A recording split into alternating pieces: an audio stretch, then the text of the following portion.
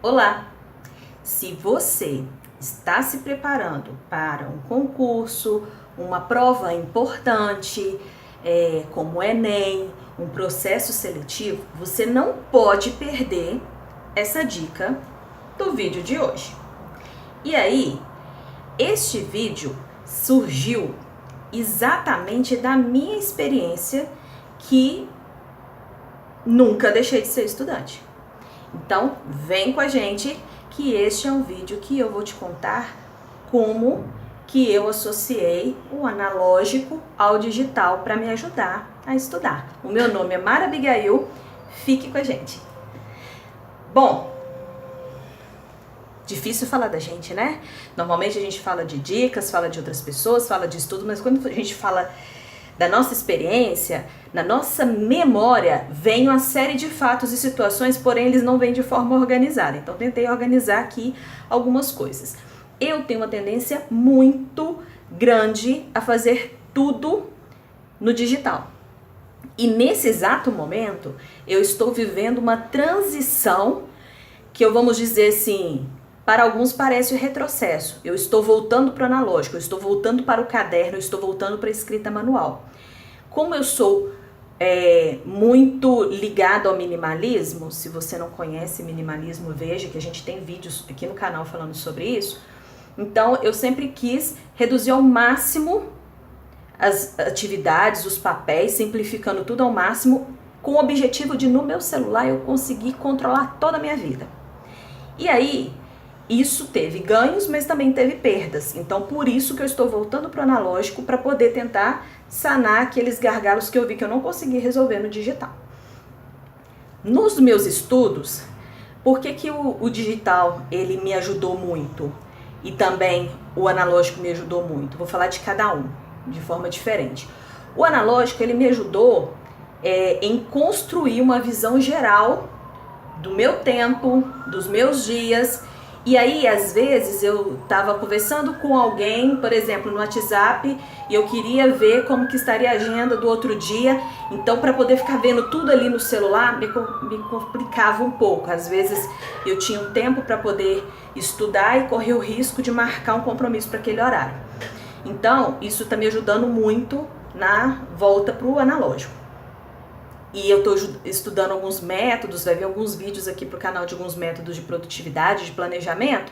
Então mais à frente a gente vai comentar sobre isso. E são todos no analógico que também você pode usar no digital. Cada um tem suas formas. Então, no analógico eu tenho um caderno para poder anotar por abas.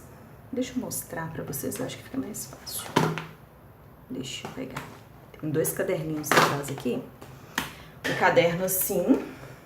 Eu tenho esse caderno, que é até de uma empresa que a Celamital que foi fazer uma visita técnica lá. Então eu tenho essas flyers aqui. São as etiquetinhas que eu vou colocando por aba. Então aqui vai me ajudando a gerenciar melhor. É um tamanho que não é aquele grandão, porque é um tamanho que fica fácil de carregar em qualquer tamanho de bolsa, né? Vamos dizer assim, como eu uso muito mochila, então na mochila fica super ok. Então, o meu caderno fica separado por aba, por assunto, por tema. Então, por exemplo, se no momento eu estou estudando para um concurso que, vamos dizer, eu tenho 4 conteúdos a focar, então eu vou criar uma aba para cada conteúdo e definir quanto tempo eu vou gastar em cada conteúdo. Então, no analógico eu faço dessa forma. No digital, eu tenho a minha agenda, que é do Google Calendar, né, que é aquele calendário gratuito do Google, que eu gerencio por blocos. Então, se eu vou ter 2 horas por dia, eu já reservo aquele espaço lá na cor estudos, eu tenho uma agenda de estudos, e aí eu sei que 2 horas do meu dia vão ser dedicadas somente a estudar. Se no final de semana vai ser uma quantidade maior, então eu já sei que eu vou colocar o horário de início e término daquela janela ali para me poder estudar. Então essa é uma forma digital que eu vou organizando o meu tempo. Outra forma que eu uso é a técnica Pomodoro. A técnica Pomodoro, a gente tem um aplicativo sobre ela também, são vários. Pomodoro é do tomate mesmo, né? Do italiano do tomate. Ela é uma técnica que prevê que você faça pequenas pausas. A neurolinguística explica isso muito bem, né? Quando você faz uma atividade constante, até 50 minutos, você precisa de dar uma pausa, uma quebra de estado. E o que eu tô falando de pausa e uma quebra de estado é você simplesmente sair do ambiente que você está, fazer qualquer outra coisa, no máximo 3 minutos e voltar. Vou no banheiro, tomo água e volto. Isso faz com que o nosso cérebro, ele renova nossas energias. Já viu algumas pessoas que ficam 10, 12 horas estudando constante? Talvez, se você acha isso um absurdo e pensa que não conseguiria ficar esse tempo todo, é porque existe algumas estratégias, algumas técnicas que a pessoa usa. Pomodoro é uma dessas técnicas. O aplicativo do Pomodoro, ele serve exatamente para poder ir cronometrando o seu tempo e identificar as pausas. E aí você pode configurar para que a cada 4 pausas de 3 minutos, você faça uma pausa de 10, 15 minutos, que aí você faz um lanche, você faz uma outra coisa e volta. Essas pequenas paradas fazem toda a diferença. Então o aplicativo do Pomodoro também é uma coisa que eu uso. O outro é Study. Eu vou colocar aqui uma imagem para vocês verem deste aplicativo. Ele é muito bacana. Por quê? Ele é um método de produtividade em estudo que fala de estudo por ciclos. Muito legal estudar por ciclo. Quando você determina, eu vou estudar 2 horas hoje, e aí você começa numa matéria, você tem a tendência em ficar todas as suas 2 horas naquela matéria. O próximo dia, o que você vai fazer? Você vai continuar naquela matéria ou você vai fazer outra matéria?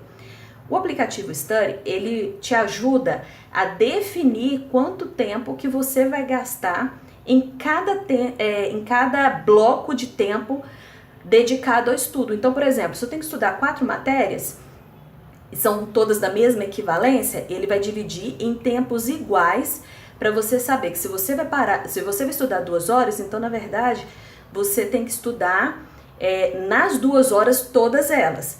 Ah, mas se você tiver disciplinas com equivalentes diferentes, a prioridade dessa prova que eu vou fazer ou deste teste que eu vou fazer é o conteúdo tal, ele tem um peso maior. Então você tem que colocar por peso e equivalência.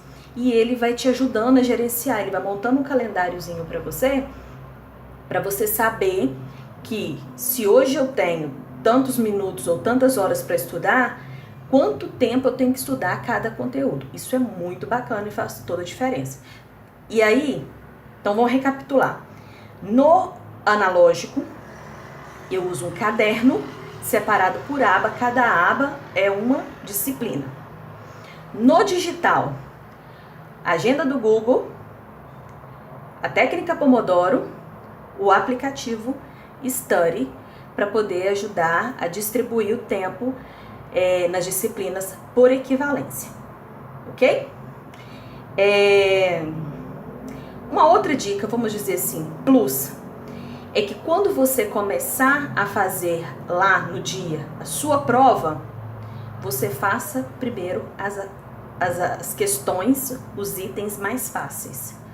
E aí você pode ir deixando de fazer os que tem que talvez exige um tempo maior, uma análise maior. E o seu cérebro, ele vai processando melhor, porque ele vai ganhando dinamismo e vai tendo uma visão geral de toda a prova.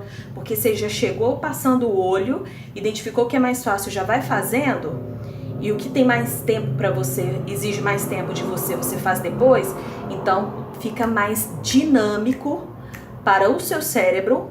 Quando ele está nesse modo dinâmico, você cansa menos. Então, consequentemente, aquelas questões de maior análise, você vai fazer com um resultado melhor. Quem nunca saiu de uma prova com dor de cabeça, cansado, esgotado, como se tivesse alguém sugado toda a energia? É exatamente essa estratégia que nos ajuda a evitar situações igual a essa, ok? Um abraço, até o próximo vídeo.